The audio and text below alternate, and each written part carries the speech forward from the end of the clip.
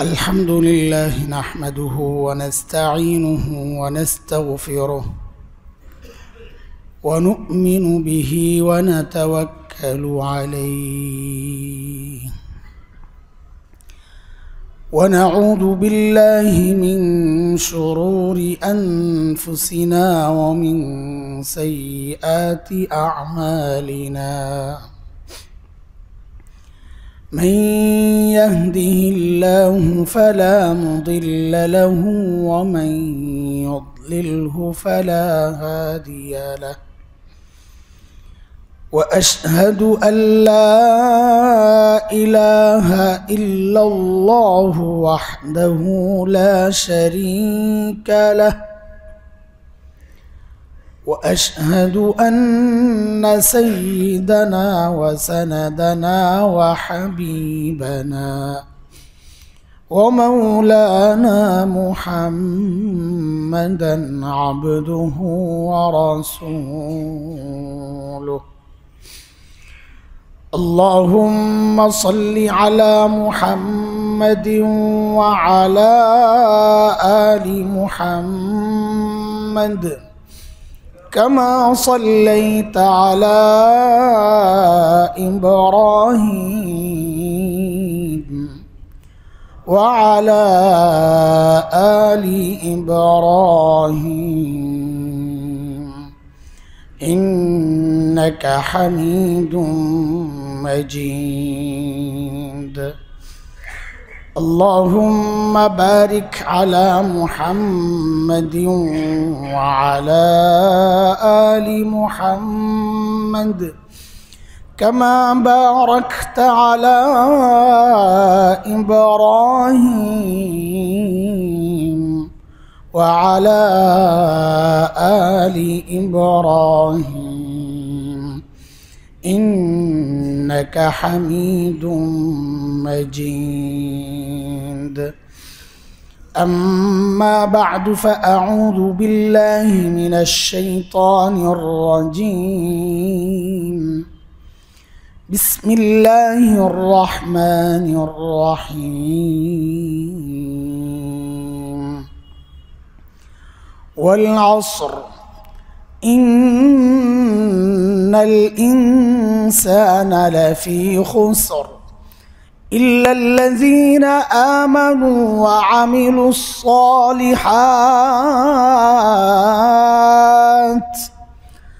وعملوا الصالحات وتواصوا بالحق وتواصوا بالصبر آمنت بالله صدق الله العلي العظيم آمنت بالله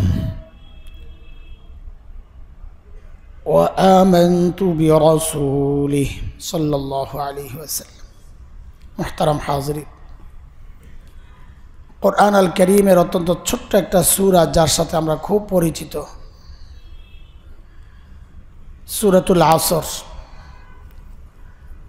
নানান সময়ে নানান প্রসঙ্গে সূরার তাফসীর বা সূরাকে সামনে রেখে আমরা আলোচনা করেছি আজকেও বিশেষ এক উদ্দেশ্যে সূরাটা তেলাওয়াত করা একেবারেই ছোট সূরা 3 আয়াতের সূরা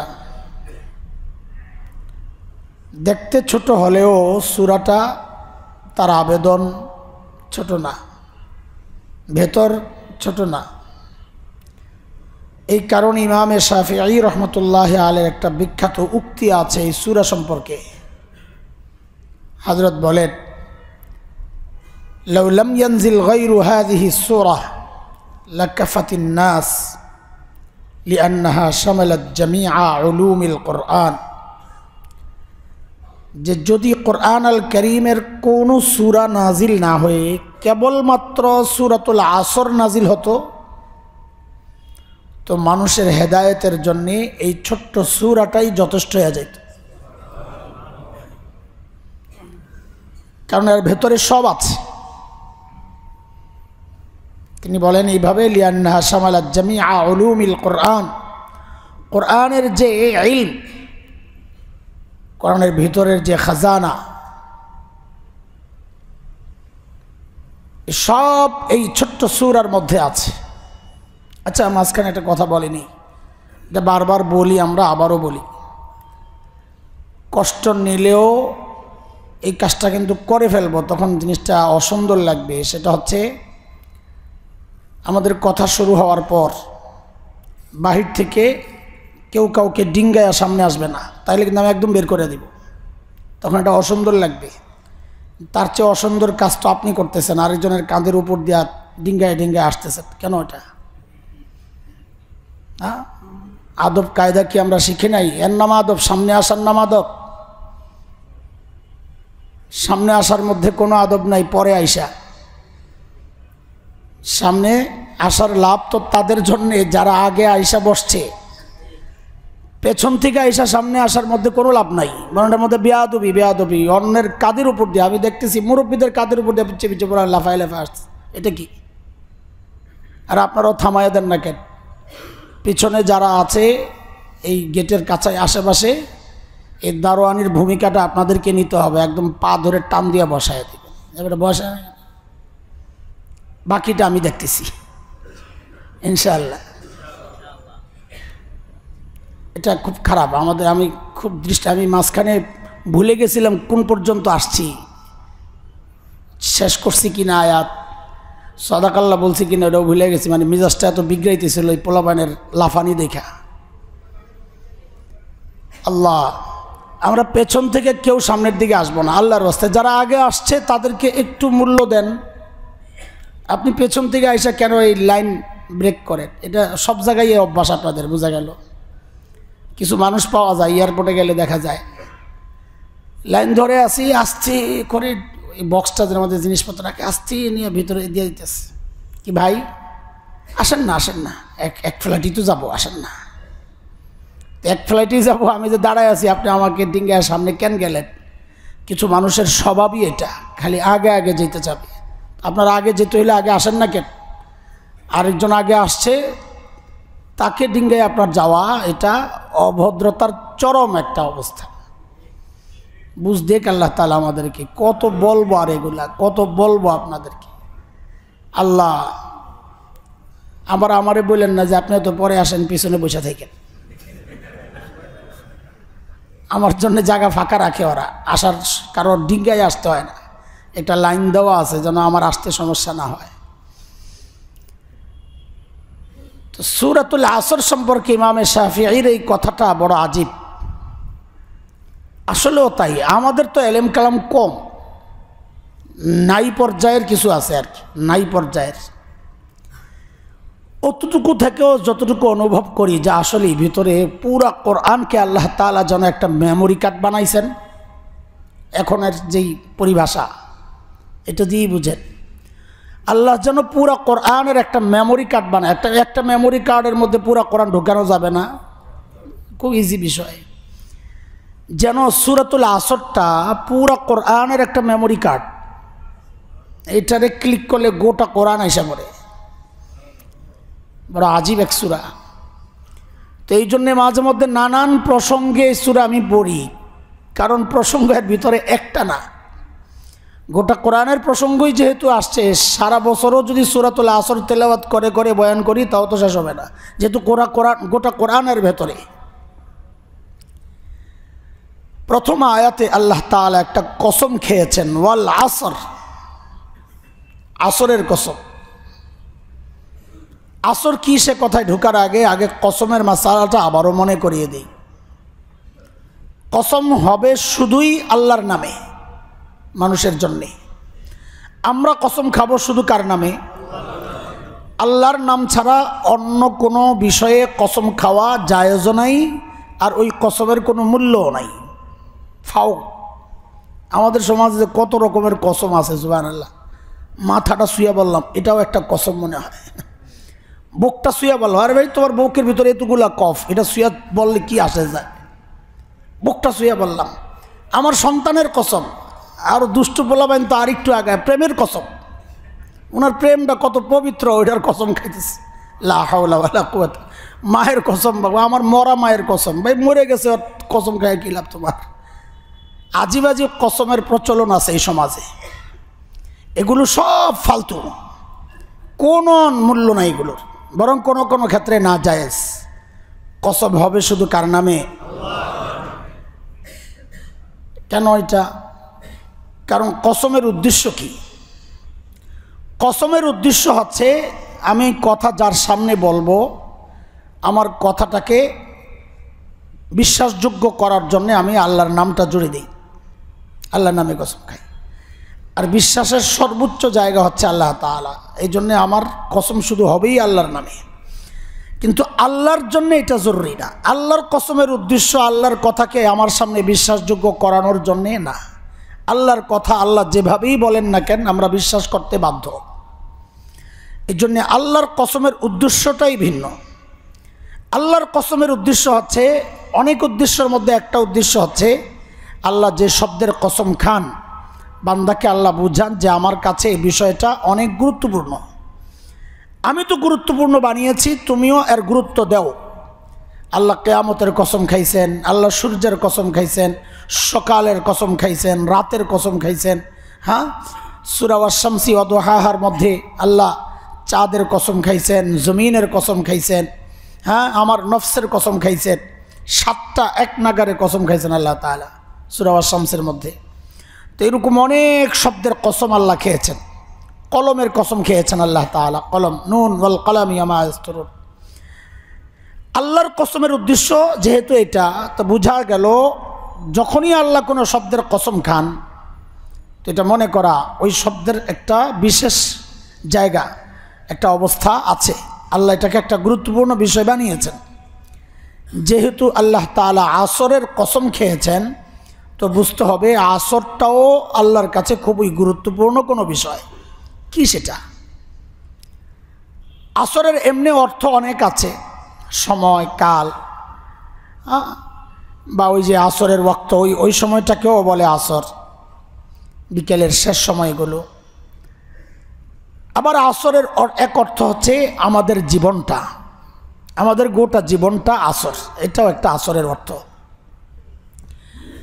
এই জায়গায় আল্লাহ তাআলা যে কসম খাইছেন আসরের, সেটা আমার জীবনেরই কসম খাইছেন। আল্লাহ যেন বলছেন, বান্দা আমি তোমার হায়াতটা যদিও অল্প সময়ের, আমি এটাকে অনেক দামি বানিয়েছি, থাকতে থাকতে মূল্য দাও, শেষ কিন্তু হচ্ছেই। এই জন্য ইমাম রাজি রহমতুল্লাহ আলাই তার তাফসিরে এক ব্যক্তির গল্প এনেছেন, কোনো এক তাফসির কারকের তাফসির তিনি এনেছেন।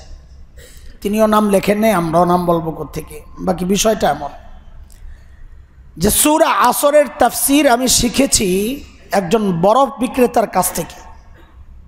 বরফ বিক্রেতা, বরফ তো স্থির থাকে না, খোলা রাখলে আস্তে আস্তে গলতে থাকে না, সময় যত যাবে বরফ কি হয়। তো এক বরফ বিক্রেতা, এখন তো এগুলো উঠে গেছে, আমাদের ঘরে ঘরে একাধিক ফ্রিজ ডিপ থাকার কারণে। ছোটোবেলায় আপনাদের যারা ছোটোবেলায় দেখছেন তাদের কথা বলতেছি, এই এখনকার ছোটরা না, আমাদের ছোটোবেলায় আমরা দেখছি রাস্তার গলিতে গলিতে এখন যেমন টমেটো, এই ইয়ার আইটেম, লেবু, হ্যাঁ, ধনেপাতা, ঝালমুড়ির আইটেমগুলো নিয়ে বসে থাকে গলির মাথায় মাথায়। ওই সময় আমরা দেখতাম ছালা মোড়ায়া বরফ বিক্রি করত, শরবতের জন্য বরফ কেটে কেটে দিত, মানুষ কিনে নিত, ইফতারের আগে দিয়ে বরফ কিনে নিয়ে যেত। আচ্ছা আপনারা বলেন, বরফ যদি বিক্রি না হয় তো গলে গলে একসময় শেষ হবে না? শেষ তো হয়ে যাবে। তো এক বরফ বিক্রেতার বরফ বিক্রি হচ্ছে না, তখন সে বাজারে চিৎকার করা শুরু করছে এই বলে, ইরহামু মাইয়াযুবু রাসু মালিহি, এ ভাই যার মূলধন গলে গলে শেষ হয়ে যাচ্ছে তার উপর একটু দয়া করো ভাই। মানে আমার মূলধন, অন্য মূলধন বিক্রি না হইলে আমি সাথে করে নিয়ে যেতে পারবো, পরে আবার বিক্রির একটা অপশন থাকে। আবার ওই পত্রিকার মতন না, পত্রিকাও একই অবস্থা। আমার এক পরিচিত দুষ্ট মাদ্রাসা থেকে পালিয়ে গেছে, তো কি করবে? তো একজন বুদ্ধি দিয়েছে, তুমি কাজ করো, কিছু পত্রিকা কেনো, হাইটা হাইটা বিক্রি করো। তা আল্লাহর বান্দা কিছু পত্রিকা কিনছে, সারাদিন বিক্রি করে ওই অনেকগুলোই রয়ে গেছে, অভ্যাস নাই যেহেতু বিক্রি করতে পারে না, ওগুলা রাতে মাথায় দিয়ে ঘুমাইছে রাস্তায়। সকালে উঠে আজকে তাড়াতাড়ি শেষ করতে হবে, আবার পত্রিকা বেচা শুরু করছে। পাবলিক দেখে এটা কালকের পত্রিকা, অত বুঝে নাই যে কালকের পত্রিকা আর আজকে চলবে না, ওটার হায়াত শেষ। তো বলি সব জিনিস তো পরে বেচা যায়, এই কিছু জিনিস আছে যে পরে আর বেচা যায় না। এর মধ্যে বরফ একটা, আরে পত্রিকার তো অন্য কাজে লাগানো যায়, বরফটা গলে গেলে তো কোনো কাজেও লাগানো যাবে না। তো আল্লাহর বান্দা চিৎকার করে করে বলতেছে, ইরহামু মাইয়াজুবু রাসু মালিহি, আরে ভাই যার মূলধন গলে গলে শেষ হয়ে যাচ্ছে তার উপর একটু দয়া করো, একটু দয়া করো। মানে কি, বরফ কিনে আমাকে বাঁচাও। এইভাবে কান্না করতেছে, চিৎকার করতেছে। তো ওই ব্যক্তি বলেন, আরে এই লোকের এই চিৎকার দেখে আমার সূরা আসরের ব্যাখ্যা বুঝে আসছে। আল্লাহও যেন বলছেন ওয়াল আসর, এরে মানুষ তোমার হায়াতটা কিন্তু অল্প, বরফের মতো। সময় যত যাচ্ছে, বরফ যেমন গলে গলে মূলধন শেষ হয়ে যায়, এটাও কিন্তু তোমার মূলধন গলে গলে কিন্তু শেষ হয়ে যাচ্ছে। থাকতে থাকতে তার মূল্য দাও, থাকতে থাকতে মূল্য দাও। এই জন্যে নবী আলাইহিস সালাম যেন ব্যাখ্যা, নবীর কথাগুলো সব তো কোরআনেরই ব্যাখ্যা, হয়তো আমরা ধরতে পারি না কোনটার ব্যাখ্যা কোনটা, কিন্তু আম্মা জান আয়েশা রাদিয়াল্লাহু তাআলা আনহা কোরআনের ব্যাখ্যা দিয়েছেন এটাই। কোরআন কি বলে, নবীর জীবনটাই কোরআন, নবীর জীবনটাই কোরআন। গোটা কোরআনের ব্যাখ্যাই আমার নবীর জীবনটা, আবার নবীর জীবনের ব্যাখ্যাই হচ্ছে সাহাবায়ে কেরামের জীবন। হ্যাঁ, তো ওই আয়াত মানে এই সূরার একটা ব্যাখ্যা যেন একটা হাদিস। নবী আলাইহিস সালাম বলেন, ইগতানিম খামসান ক্বাবলা খামস, হায়াতাকা ক্বাবলা মাউতিক, ওয়া শাবাবাকা ক্বাবলা হারামিক, ওয়া সিহহাতাকা ক্বাবলা সাকমিক, ওয়া গিনাকা ক্বাবলা ফাকরিক, ওয়া ফারাগাকা ক্বাবলা শুগলিক, আও কামা ক্বালা আলাইহিস সালাতু ওয়াস সালাম। নবী আলাইহিস সালাম একদম বেছে বেছে আমাদের জীবনের, গোটা জীবনের জন্যে মহামূল্যবান 5টা সম্পদ যা আল্লাহ থেকে আমরা পেয়েছি। আল্লাহর নবী আলাইহিস সালাম বলেন, এই 5টা নিয়ামত কিন্তু থাকবে না, কখনো না কখনো এই নিয়ামতগুলো শেষ হয়ে যাবে। তো থাকতে থাকতে তুমি এই নিয়ামতকে গনিমত মনে করো। মানে কষ্ট ছাড়া পেয়েছ, যুদ্ধের ময়দানে যে মাল পায় এটাকে গনিমত বলে, যে এটা যুদ্ধের মাধ্যমে পেয়েছে, নিজের কামাই করা না, এটাও একটা কামাই, এটা পরিভাষায় গনিমত বলে যুদ্ধলব্ধ মালকে। এমনি গনিমত অন্য জায়গায় যেখানে ব্যবহার হয় সে অর্থ হইল কষ্ট ছাড়া অর্জিত জিনিস, অনেক দামি জিনিস, যেটা এটা গনিমত। তা আল্লাহ নবী আলাইহিস সালাতু ওয়াস সালাম বলেন, আল্লাহ তাআলা তোমাকে এমন 5টা নিয়ামত দিছেন যেগুলো তোমার জন্য অমূল্য সম্পদ। থাকতে থাকতে তুমি এই সম্পদের কদর করো, মূল্য দাও, নাইলে কিন্তু শেষ হয়ে যাবে। আজীব এই কথাগুলো নবী আলাইহিস সালামের। প্রত্যেকটা জিনিস আমাদের জন্য এত নিয়ামত, গনিমত, এত মহামূল্যবান সম্পদ, চলে গেলে সবাই এখানে যারা আছি সবাই টের পাই চলে গেলে, যা আসলেই কথা ঠিক। এর মধ্যে 1 নম্বর হচ্ছে নবী বলেন, হায়াতাকা ক্বাবলা মাউতিক, তোমার হায়াত আল্লাহর একটা বড় দেওয়া নিয়ামত। জীবনটা এটা কিন্তু একদিন শেষ হয়ে যাবে, এই শেষ হওয়ার আগে আগে এই নিয়ামতের মূল্য দাও, শেষ হওয়ার আগে আগে নিয়ামতের মূল্য দাও। হায়াত কত দামি জিনিস, হায়াত কত দামি জিনিস, আসলে বোঝানো তো কঠিন। একটু ছোট্ট করে বলি, এখানে এমন কেউ আছেন 1 কোটি টাকা বেতন দিলে চাকরিটা বাদ দিবেন? আমি তো বাদ দিব না, আমারটা আমি আগে বললাম যে 1 কোটি টাকা বেতন দেবো যদি চাকরি হালাল হয় আর কি, করব সবাই।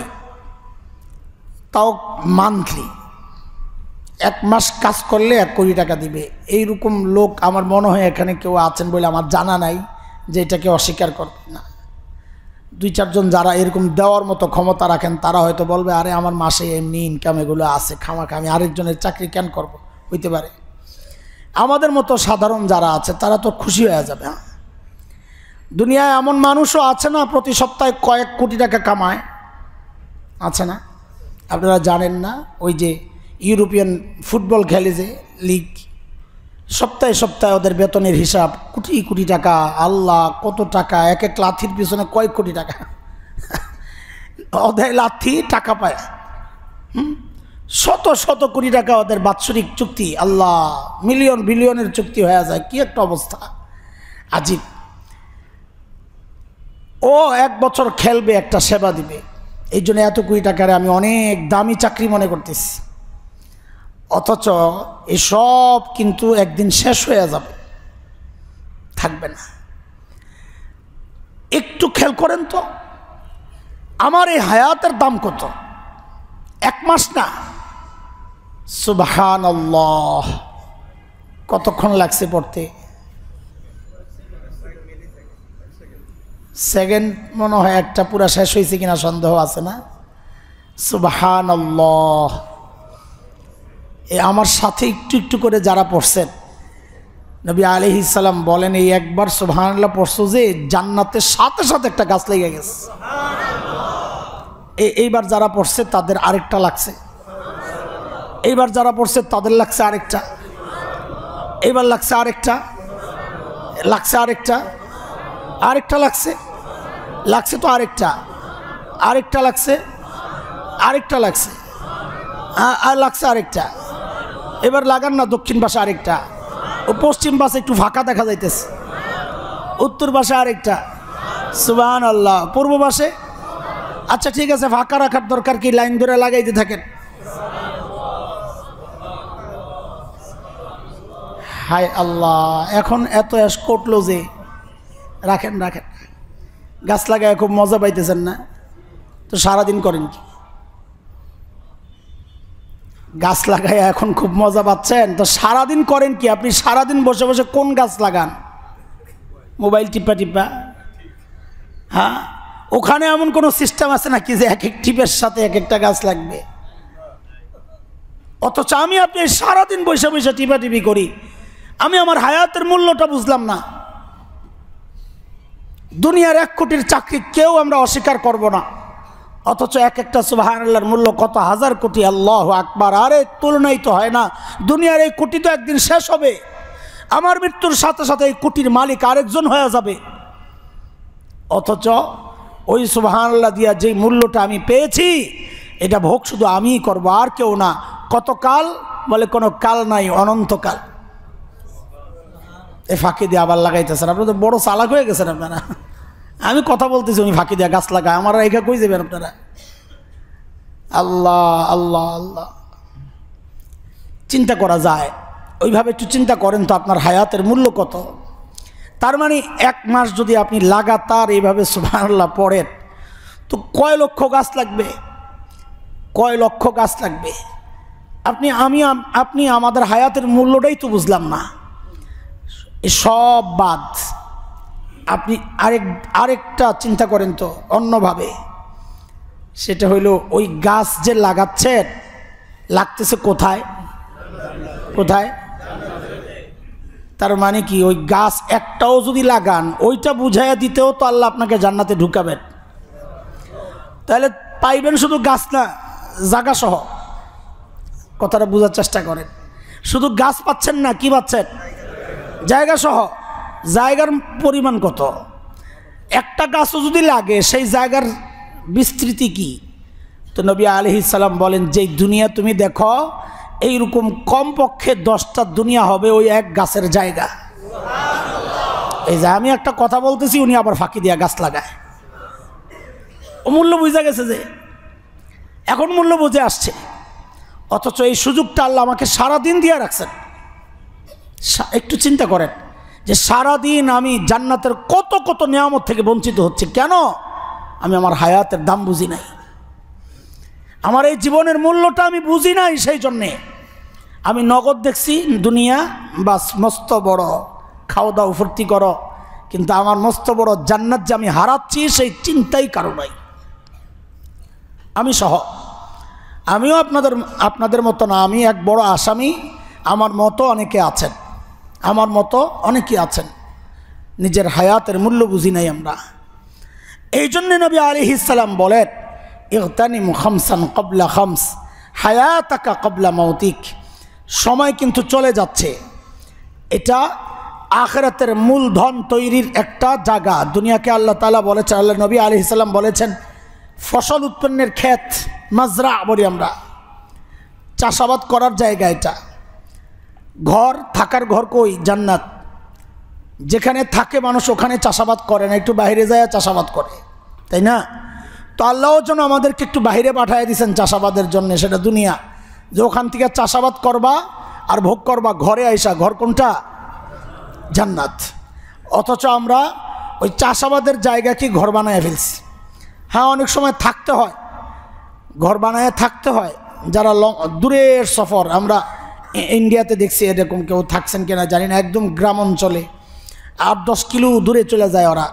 ওই মহিষ থাকে, স্বামী স্ত্রী, রুটি আর ওই দুধ নিয়ে চলে যায়, সারাদিন ওখানে থাকে। একটা ছাউনির মতো বানায় এনে ক্ষেতের মাঝখানে, ওটার মধ্যে থাকে, সারাদিন কাজ কারবার করে, আবার ওই মহিষের গাড়িতে করে সন্ধ্যায় ঘরে ফেরত আসে। তাদের জীবনটা এমনই। তো ঘরও বানায়, আমরা সেই ঘরটাই বানাইছি দুনিয়ায়, কিন্তু আমি ভাবতেছি এটাই আমার চূড়ান্ত ঘর।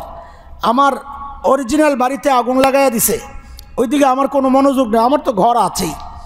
ক্ষেতের মধ্যে যেই টেম্পোরারি ঘর বানাইছি ওইটাকে আমি আমার আসল ঘর বানিয়ে ফেলছি। এই মানুষের মতো বোকা কে আছে বলেন আপনি? আরে আমার কথাই বলি না, আমার মতো বোকা কে আছে যে তার আখিরাত শেষ করে দুনিয়া বানাইতেছে? আমার মতো অধিকাংশই এই কাজ করতেছি, নিজের আখিরাত বরবাদ করে নিজের দুনিয়া সাজাইতেছি। অথচ আল্লাহ আমাকে পাঠাইছেন দুনিয়া বরবাদ করে আখিরাত সাজাইতে। তো আল্লাহ তাআলা বলেন, ওয়াল আসর, তোমার সময়টা বড় দামি, আমি তো বানাইছি, আমি জানি কত দাম। এই অল্প সময়ে তোমাকে কামাইতে হবে অনন্তকালের জীবনের পুঁজি সম্বল। তো এই অনন্তকালের জীবনের পুঁজি আর সম্বল কামানোর সামর্থ্য এই অল্প টাইমে কীভাবে সম্ভব? তো আল্লাহ নানান প্রক্রিয়া রাখছেন। কখনো আমাকে একটু কষ্ট দেন, তা আমার জন্য একটা কিছু বরাদ্দ দিয়ে দেন। থাপ্পড় দিছে, বাচ্চা কাঁদতেছে, আচ্ছা কান্না করো না আব্বু, তোমার এই চকলেট দিব না, এই চকলেট দিয়া কান্না থামাইস। তো আল্লাহ তাআলা আমাদেরকে নানান সময় কষ্ট দেন, ঠিক আছে কান্না করো না, তোমার এর পরিবর্তে জান্নাতি দিয়ে দিব। হ্যাঁ, এইভাবেই তো আমাদের জন্য জান্নাতের পুঁজি বাড়তেছে। এটা একটা প্রক্রিয়া। আমরা অনেক সময় দেখি অনেক নেককার মানুষ জীবনের শেষ সময়টা লম্বা সময় অসুস্থ থাকেন, তার কষ্ট কষ্ট কষ্ট। তো অনেকে চিন্তা করি এমন নেককার মানুষটাকে আল্লাহ এত কষ্ট দিতেছে, মনে হয় কোনো পাপ আছিল গোপনে যা আমরা জানি না। বিষয়টা এমন না, বিষয়টা এমন নাও হতে পারে। সেটা কি? সেটা হচ্ছে দুনিয়ায় থেকে তিনি যে ইবাদত করছেন, আল্লাহ তার উপর এত খুশি হয়েছেন, জান্নাতে আল্লাহ বরাদ্দ যেটা দিয়েছেন তার ইবাদতের সাথে কোনোভাবেই মিল হয় না, কিন্তু বরাদ্দ হয়ে গেছে। তা আল্লাহ কী করেন, নেওয়ার আগে যে আরেকটু কষ্ট দিয়ে ওই বরাদ্দের উপযোগী বানান। এই কষ্ট তার মর্যাদা বাড়ানোর জন্যে, যে পোস্ট যেটা দিছি জান্নাতে আখিরাতের জন্যে, এতটুকু আমল হয় নাই কিন্তু আমার পছন্দ হয়েছে যতটুকুই করছেন। এখন একটা ব্যালেন্স করার জন্যে আল্লাহ তাআলা কখনো কখনো তার নেককার বান্দাকেও কষ্ট দেন। দেন কেন? আখিরাতের মর্যাদা ওই বাড়ানোর জন্যে। হ্যাঁ, একটু খেয়াল করলে হয় বিষয়গুলো। আহারে কি করতেছি, আহারে কি করতেছি, সময় কিন্তু থাকছে না।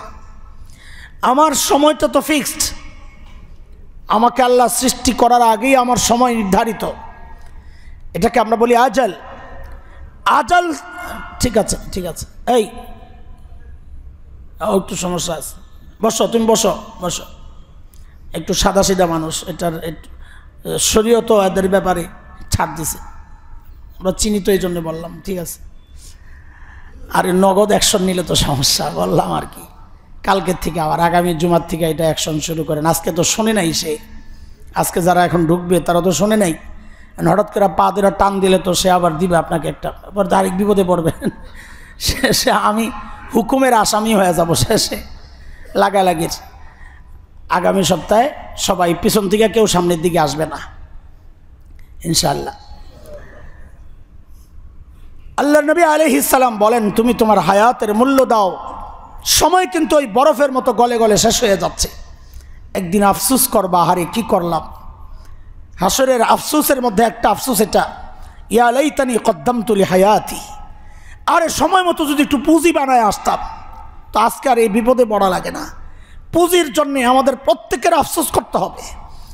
পুঁজির জন্যে, পুঁজির অভাবে প্রত্যেকের জন্য আফসোস অপেক্ষা করতেছে। কোরআনে যেহেতু আসছে আফসোস করার, আল্লাহ যদি দয়া করে মায়া করে মাফ করে দেন সেটার হিসাব ভিন্ন। আমি নিয়মের কথা বলতেছি। নিয়ম তো গুনাহ করলে জাহান্নামে যাব। এখন আল্লাহ যদি মাফ করে দেন এটা আল্লাহর ইচ্ছা। এই জন্যই তো আল্লাহ নিজের নাম রেখেছেন মালিক ইয়াউমিদ্দিন। আমি বিচার দিবসের মালিক, বিচারক না। বিচারক হলে নিয়ম মতো বিচার হইতো, আর মালিক হওয়ার কারণে নিয়মের বাহিরেও বিচার হইতে পারে। গুনাহ করছি আল্লাহ সব মাফ করে আমারে জান্নাত দিয়ে দিবেন, এটাও হইতে পারে। কিন্তু আমরা ওই আশায় গুনাহ করব না, ওই আশায় বসে থাকব না। আমরা নিয়ম মতো চলবো, তো আল্লাহ তাআলা এমন কিছু দিবেন যা আমি আশাও করি নাই ইনশাআল্লাহ তাআলা। মুহতারাম হাজরিন, নবী আলাইহিস সালামের 2 নম্বর যে নিয়ামতের কথা বলেছেন সেটা আমাদের অনেকের জন্যই তো বড় কষ্টের, কঠিন।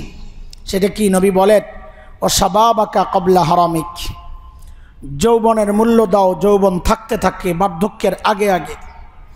যুবক যারা আছো, আল্লাহর ওয়াস্তে বলি, দেখো আমিও তো তোমাদের মতোই যুবক ছিলাম। আল্লাহকে সাক্ষী রেখে বলছি, মাঝে মধ্যে কলিজা মোচড় দেয়। আয়নায় যখন দেখি আহারে নিজের দাড়ি সাদা, চুল সাদা হয়ে গেছে, তখন বুঝি কি হারায় আসছি, কি হারায় আসছি। মন তো অনেক কিছুই চায় কিন্তু পারি না। কারণ কি? বয়স তো হয়েছে, কম তো হয় নাই। 50-এর ঘরে পড়ে যাচ্ছি, 48 তো শেষ হয়ে গেছে। তো এভারেজ বয়স আর কয়দিন বাঁচব? আরে এই এভারেজ ছাড়াও তো মরতে পারে। এভারেজ তো হয় ওই 100 বছর আর 50 বছর দিয়ে মিললে না এভারেজ। আমারটা যে উপর পর্যন্ত যাবে তার কি গ্যারান্টি? আমি তো এই 50-এর কোঠায়ও শেষ হয়ে যেতে পারি, আজকেও চলে যেতে পারি। কিন্তু আফসোস যেটা লাগে, যাহারে এখন যে বুঝ চলতেছে, এই বুঝটা যদি আমার 30 বছর আগে হইতো। আহারে আহারে, প্রত্যেকটা দিন যদি 2 রাকাত করে সালাতুল নফল নামাজ যদি পড়তাম, হ্যাঁ 2 রাকাত করে প্রত্যেক দিন নফল নামাজ পড়লে এই সারা জিন্দিগিতে কতগুলো নফল নামাজ আমার জমা হইতো। আহারে কি করলাম! আরে প্রত্যেক দিন একবার করে ইস্তেগফার যদি পড়তাম তো আজকে আমল নামায় কতগুলো ইস্তেগফার জমা হইতো। আহারে কি করলাম! একবার করে সুবহানাল্লাহ পড়লে আমল নামায় কতগুলো সুবহানাল্লাহ জমা হইতো। আহারে কি করলাম! এখন তো শরীর সায় দেয় না, মন চাইলেও শরীর কয় আর একটু ঘুমাও। তাহাজ্জুদের সময় সফর থাকে লম্বা, মন তো চায় উইঠা মালিককে একটু সেজদা দেই, কিন্তু শরীর বলে তুমি সারাদিন কেমনে চলবা, একটু পুঁজি তো বানাও। তো আবার শুয়ে পড়ি।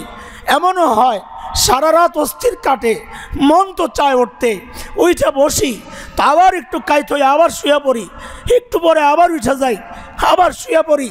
এখন তো ওই জিন্দিগি চলতেছে। তুমি ভেবো না যে তোমার ওই জিন্দিগি আসবে না। আল্লাহ যদি হায়াত দেন তোমার ওই জিন্দিগি আসবে। আরে তাকায়া দেখো এখন কত মুরব্বী বসে বসে চেয়ারে বসে বসে নামাজ পড়েন। হ্যাঁ, একদিন তারও তোমার মতোই বয়স গেছে।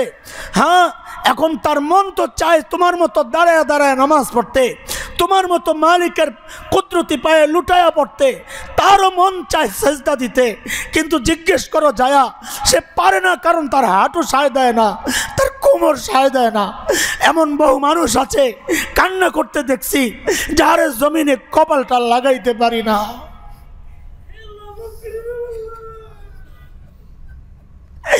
মন তো চায়, মন তো চায়, শরীর তো সায় দেয় না। যুবক থাকতেই জীবনের কদর করো। সারা দুনিয়া তোমার বিরুদ্ধে, সারা দুনিয়া তোমার বিরুদ্ধে। তোমার সেই শক্তি আছে এখন গুনাহ করার, আবার তোমার সেই শক্তি আছে এখন জান্নাত তৈরি করার। সিদ্ধান্ত তোমাকে নিতে হবে যুবক। না হয় একদিন আফসোস করবা, এই হাসান জামিলের মতো বসে বসে কান্না করবা, রাতে উঠে বসে বসে কান্না করবা, কিন্তু লাভ হবে না, লাভ হবে না। মন চাইবে সেজদা দিতে, সেদিন সেজদা দিতে পারবা না, পারবা না। এই বুড়াদেরকে জিজ্ঞেস করো, এখন মন কত চায় ইবাদত করতে, কিন্তু পারে না, পারে না।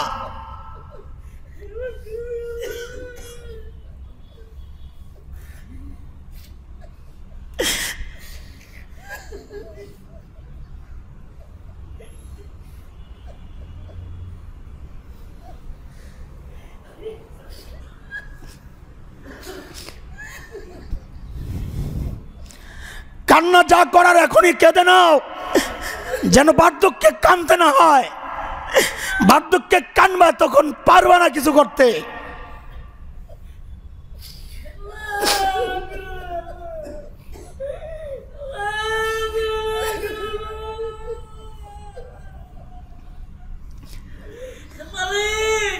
আওয়াজ নাই, আওয়াজ নাই, আওয়াজ নাই। লা হাওলা ওয়ালা কুওয়াতা ইল্লা বিল্লাহ। এই জন্য নবী আলাইহিস সালাম মায়া করে করে বলতেছেন, রে যৌবনের মূল্য দাও, যৌবনের মূল্য দাও। এ জীবন তোমার উড়ানোর জন্য আল্লাহ দেন নাই। হাসরের মাঠে যৌবনের হিসাব না দিয়ে আগে বাড়া যাবে না। যে 5টা প্রশ্ন আল্লাহ করবে, এর মধ্যে একটা হাসরের মাঠের কথা বলছি, এর মধ্যে একটা হচ্ছে যৌবন দিছিলাম তোমাকে আখিরাত বানানোর জন্যে, তুমি কি করছো বলো।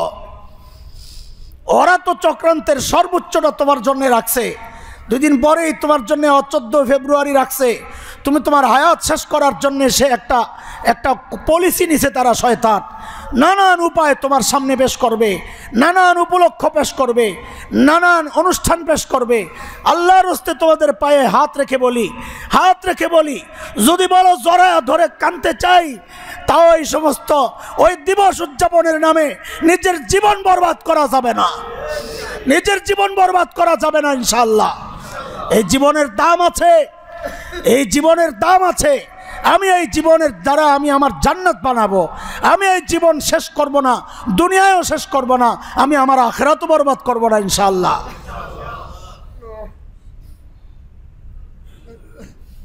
এক একটা উপলক্ষ আসে আমার ঈমান শেষ করার জন্য, ওরা চক্রান্তে মাতে। এখন থেকে তশকিল শুরু করো সঙ্গীদেরকে যে আগামী 14 ফেব্রুয়ারি আমরা কোনো গুনাহ করব না। এই উপলক্ষে নিজেও প্রতিজ্ঞাবদ্ধ হও, নিজেও প্রতিজ্ঞাবদ্ধ হও, অন্যদেরকে উৎসাহিত করো। যারা অনলাইনে কাজ করো, অনলাইনে এগুলো দাওয়াত দাও। জাল্লাহর হস্তে তোমাদের পায়ে হাত রেখে বলি, জাল্লাহর হস্তে এই নোংরামিতে আমরা জড়াবো না ইনশাআল্লাহ। আমাদের কোনো বন্ধু বান্ধব জড়াবে না। আপনাদেরকেও বলি, নিজেদের সন্তানদেরকে রুখেন, নিজের মেয়েটাকে আটকান। কার হাতে তুলে দিচ্ছেন নিজের মেয়ের ইজ্জত? কিসের ফুর্তি এগুলা? কি শুরু করেছেন আপনারা?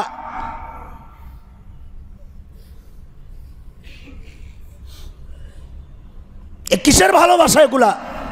রাস্তাঘাটে প্রকাশ্যে কারা এরা? আপনার মামার মতো কোনো মুসল্লিরই তো মেয়ে, আপনার আমার মতো কোনো মুসলমানেরই তো মেয়ে কন্যা। নিজের বিবিদেরকে নিয়েও নিজে বের হয়ে যাচ্ছেন কেন? আপনার ঘরে ভালোবাসা বিনিময়ের ঘরে জায়গা নাই? রাস্তায় কেন নামতে হবে ভালোবাসা বিনিময়ের জন্যে? বাগানে কেন যেতে হবে ভালোবাসা বিনিময়ের জন্যে? এটা তো কুকুর আর শিয়ালের কাজ। রাস্তাঘাটে ভালোবাসা বিনিময় কোনো সুস্থ মানুষ করতে পারে না। এ মস্তিষ্ক বিকৃত এগুলা।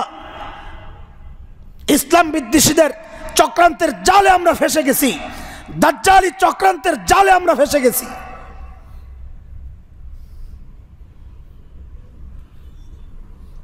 এগুলোর বিরুদ্ধে বললে আপনি আমাকে সুশীল, আমার সামনে আপনি সুশীল হয়ে যাবেন। কেন হুজুর স্বামী স্ত্রীকে ভালোবাসবে না, বাবা কন্যাকে ভালোবাসবে না? বাসবে, মানা করছি নাকি আপনাকে? কিন্তু এই দিনে কেন আপনার ভালোবাসা একদিন উঠলে উঠে কেন? এর ইতিহাসটা পড়েন নাই আপনি? নাম ছিল ভ্যালেন্টাইন ডে, বাংলাদেশে হয়ে গেল বিশ্ব ভালোবাসা দিবস। দুনিয়ার কোথায় এটাকে বিশ্ব ভালোবাসা দিবস বলে? আপনারা এই তর্জমা কই পাইলেন বলেন আমাকে? এটা যৌক্তিকতা তো থাকবে।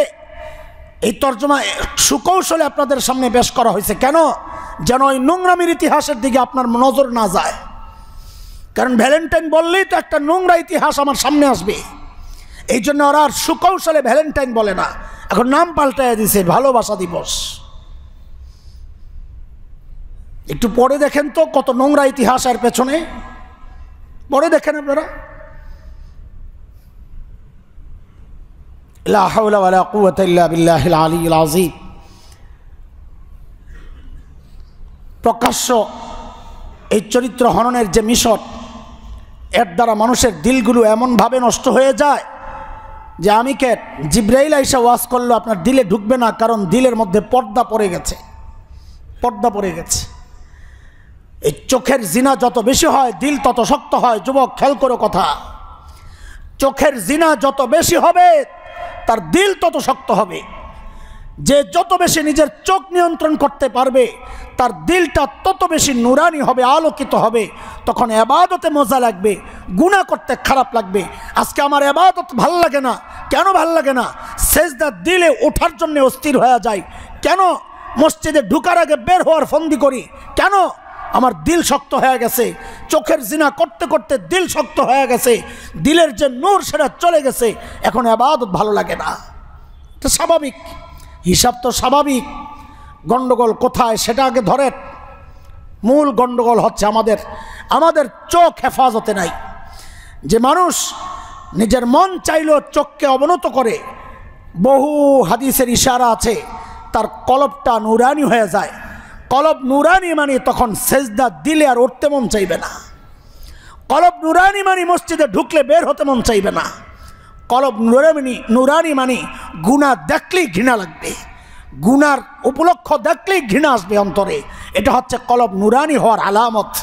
আমাদের কেন গুনার উপলক্ষই ভাল লাগে? কেন? আমার যে দিলটা নষ্ট করে ফেলছি আমি এই চোখের জিনা করতে করতে। টেলিভিশনের মাধ্যমে চলছে চোখের গুনাহ, হ্যাঁ মোবাইলের মাধ্যমে চলছে চোখের গুনাহ, ফেসবুক ইউটিউব এই সমস্ত এগুলোর মাধ্যমে অনবরত চলছে চোখের গুনাহ। তো আমার দিলের হালত কি? আমার দিলের হালত কি? আমার গুনাহ এত ভালো লাগে কেন? এই জন্যে লাগে আমি তো গোড়ায় আমার নষ্ট করে ফেলছি সব। আমার দিল দিমাগ তো নষ্ট হয়ে গেছে। এই জন্য আল্লাহর হস্তে আপনাদেরকে বলি, চোখের হেফাজত করেন। আমরা অনেক আগে আলোচনা করেছিলাম এগুলা, আবারও কখনো সুযোগ আসলে করব। ঈমানি মৃত্যু কাদের নসিব হয়? 10টা আমলের কথা আমরা আলোচনা করেছি আগে, বহু আগে। 10টা আমলের দ্বারা ঈমানি মৃত্যু নসিব হয়। তার মধ্যে অন্যতম একটা হচ্ছে যে মানুষ চোখের হেফাজত করবে, আল্লাহ তার জন্য ঈমানি মৃত্যু আল্লাহ তাআলা তার পক্ষ থেকে ফয়সালা করবেন। ঈমানি মৃত্যু এটা বড় দামি জিনিস রে ভাই।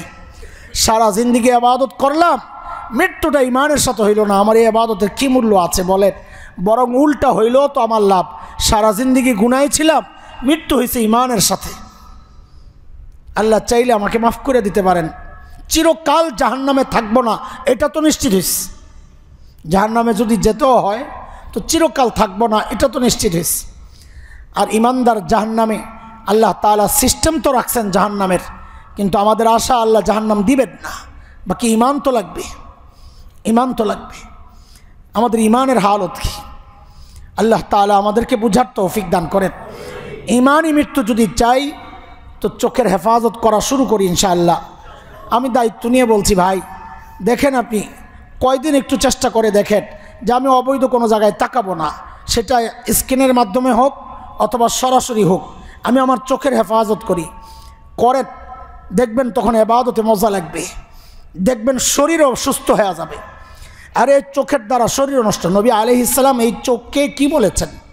নবী বলেছেন আন নজর সাহমুন মাসমুমুন মিন সিহামি ইবলিস। নজর হচ্ছে ইবলিসের বিষাক্ত তীর, নরমাল তীর না, কি বিষাক্ত তীর। পার্থক্য আপনাদের বুঝে আসছে আমার বলার সাথে সাথেই।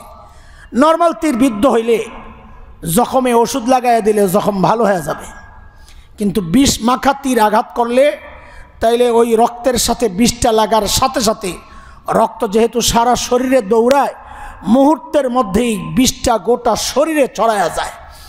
তো তখন আর ওই ওষুধ উপরে লাগাইলে কাজ হয় না, তখন ওই বিষকে নষ্ট করার জন্যে যদি কিছু থাকে ব্যবস্থা ওইটা করতে হয়। সেটা মারাত্মক অবস্থা, মৃত্যু আসে। কিন্তু যদি উপরে লাগতো শুধু বিষ ছাড়া, তাহলে ওষুধ লাগাইলে ভালো হয়ে যেত।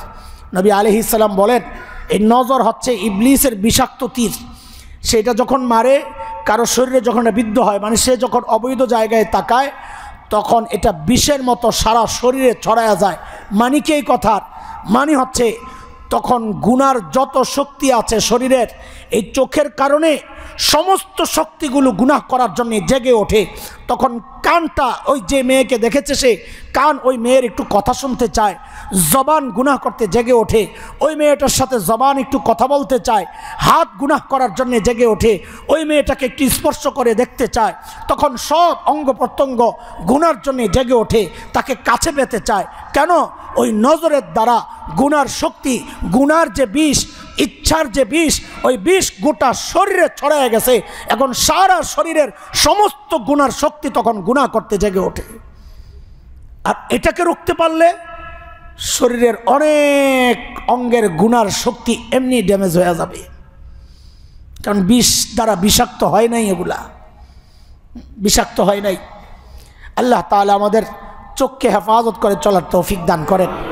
ভাই, আমি বলেছি সূরা আসর এক দারুণ এক সূরা, যে সূরা আমাকে সারা জিন্দগিও যদি বলি সূরা, আমার হয়তো এই এলেম কালাম নাই, এজন্যে পারছি না, কিন্তু ইমাম শাফি রহমতুল্লাহ আলাইহির কথাটাই এক চরম বাস্তব। সেটা হচ্ছে যে কোরআন, গোটা কোরআন যেন আল্লাহ সূরার মধ্যে রেখেছেন। যেই দিক থেকেই আলোচনা শুরু করা যায় দেখা যায় চলে যাবে বহুদূর। এমনই এক সূরা, সূরাতুল আসর। আমরা তাফসির পড়ব, যেহেতু আমাদের রমজান চলে আসতেছে, এই জন্যে আমি আর সূরার বাকি অংশ সামনে বলবো, এই কথা আর বলছি না। আবারও কখনো সুযোগ হলে আমরা শুরু করব ইনশাআল্লাহ। আপাতত আমার আমলনামা, আমার এই অল্প জীবনকে সমৃদ্ধ করার জন্যে, আমি আমার হায়াতের মূল্য দেই, যৌবনের মূল্য দেই, দেওয়ার জন্যে আল্লাহ কিছু উপলক্ষ আমার সামনে আনেন। সেই উপলক্ষের মধ্যে একটা আসতেছে এই যে নিসফে শাবান, হ্যাঁ, আমরা যাকে শবে বরাত নামে চিনি। যদিও আমরা আরেকটা জুমা পাবো ওই বিষয়ে আলোচনার জন্যে, তবে আপনাদের কাছে একটা দাওয়াত, সেটা হচ্ছে যে নবী আলাইহিস সালাম শাবান মাসে সবচেয়ে বেশি রোজা রাখতেন। এটা তো আমরা জানি না, এ আলোচনা হয়েছে বহুবার। আম্মা জান আয়েশার একটা হাদিস থেকে এটা খুব বেশি শক্তিশালীভাবে প্রমাণিত হয় যে কতটা রোজা রাখতেন নবী আলাইহিস সালাম। আম্মা জান বলেন, আমরা আমাদের ভাঙ্গা রোজা রাখতাম শাবান মাসে। ভাঙ্গা রোজা বুঝেন তো? আগের বছর রমজানে মেয়েলি সমস্যার কারণে যেই রোজাগুলো রাখতে পারেন নাই, ওই ভাঙ্গা রোজা রাখতেন কোন মাসে? কোন মাসে? প্রায় এক বছরের অপেক্ষা। কেন? প্রশ্ন।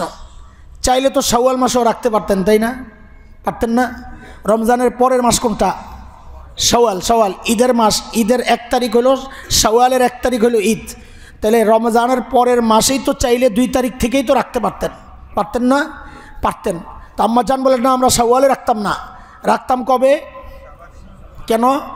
কেন হইল বুঝার বিষয়। কেন শাবানে রাখতেন? কারণ অন্য যে কোনো মাসে রাখলে একটা আশঙ্কা থাকতো যে নবী কি আজকে রোজা রাখবেন না রাখবেন না। যদি দিনের বেলা আহ্বান করে আর আমি যদি বলি আমি রোজা, তা আমার নবী কষ্ট পাবেন।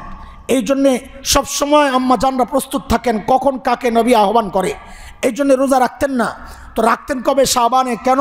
যে মোটামুটি নিশ্চিত যে নবী রোজা, নবী, এই জন্যে তারা শাবানে ভাঙ্গা রোজা রাখতেন। তার মানে কি আমার নবী শাবানে রোজা ভাঙতেন না, শেষ দিকে 1-2টা ছাড়তেন রমজানের জন্য চূড়ান্ত প্রস্তুতি নেওয়ার জন্যে। প্র্যাকটিস, খেলার আগের মুহূর্ত তো আর প্র্যাকটিস করে না, একদিন একটু অফ দেয়। কেন? যে ওই মূল ইয়ার সময় যেন আমি দুর্বল না থাকি। হ্যাঁ, উদাহরণটা শুনতে অসুন্দর মনে হলো, বিষয়টা এমনই। আল্লাহ নবী সাল্লাল্লাহু আলাইহি সাল্লাম গোটা শাবানে রোজা রাখতেন, শুধু শেষ দিকের 1-2টা বাদ দিতেন রমজানের পুরোপুরি প্রস্তুতির জন্যে। তো আমরাও পুরা মাস না পারলেও অন্তত সুন্নাহ যে দিনগুলো আছে, সোমবার, বৃহস্পতিবার এবং 13, 14, 15 শবে বরাত উপলক্ষেই যে রোজা রাখতে হবে আমাকে, এটা জরুরি না। এবং এটা নির্দিষ্ট করাটাও মুশকিল আছে, যেহেতু হাদিস দুর্বল। আমাদের স্পষ্ট কথা, এখানে লুকোচুরির কিচ্ছু নাই। তা আমরা ওই দুর্বল হাদিসের উপর আমলের দরকার কি? শক্তিশালী হাদিস তো আছেই, 13, 14, 15 হাদিস তো শক্তিশালী, যাকে আমরা বলি আইয়ামি বিজ। তো ওই 13, 14, 15 রাখলে আমার প্রতি মাসের 3 দিনের রোজাও হচ্ছে, ভেতরে তো শবে বরাতের রোজাও তো ঢুকে যাইতেছে। 13, 14, 15 ভেতরেই তো শবে বরাত, নাকি? আগের দিন হোক পরের দিন হোক, একটা হইলেই তো। তো আমরা ওই 3 দিন রোজা রাখার নিয়ত করি। শবে বরাত উপলক্ষে নিয়তের দরকার নাই আমার। আমি নিয়ত করব 13, 14, 15। হ্যাঁ, বৃহস্পতি, শুক্র, শনি, এই মাসের শাবানের 13, 14, 15 হইল বৃহস্পতি, শুক্র, শনি। বলেন বৃহস্পতি শুক্র শনি। এই আগামী বৃহস্পতি শুক্র হইল, শনি হইল। দেখেন বৃহস্পতি যদি রোজা রাখি আমি 3টা দিক থেকে আমি সওয়াবের নিয়ত করতে পারি। এক হলো বৃহস্পতি নবী আলাইহিস সালাম এমনি তো রোজা রাখতেন। 2 হলো শাবানের 13 তারিখ। 3 হলো আবার শাবান মাস। কথাটা বুঝাইতে পারছি কিনা? একে তো শাবান মাসে নবী রোজা রাখতেন, সেই হিসাবেও রাখলে 1 সওয়াব। আবার 13 তারিখ, মাসের 13 তারিখ, সেই হিসাবে আর 1 সওয়াব। আবার বৃহস্পতিবার, সেই হিসাবে আর 1 সওয়াব। তো 3টা উপলক্ষ একসাথে হয়ে গেছে আগামী বৃহস্পতিবার। এই রোজা কেমনে মিস করি? করবো না ইনশাআল্লাহ, ইনশাআল্লাহ। আর যতদূর পারি অন্য দিনগুলো তো আমরা রোজা রাখবো, এটা শাবানের দাবি। আল্লাহ তাআলা আমাদেরকে এই সমস্ত দাবিগুলো মিটে আমাদের আমল নামাকে সমৃদ্ধ করার, আমার এই অল্প হায়াতের অল্প সময়টাকে আমি যেন পুরা কাজে লাগাইতে পারি, আল্লাহ সে তৌফিক আমাদেরকে দান করেন। আমিন। ওয়া আখিরু দাওয়ানা আলহামদুলিল্লাহি রাব্বিল আলামিন।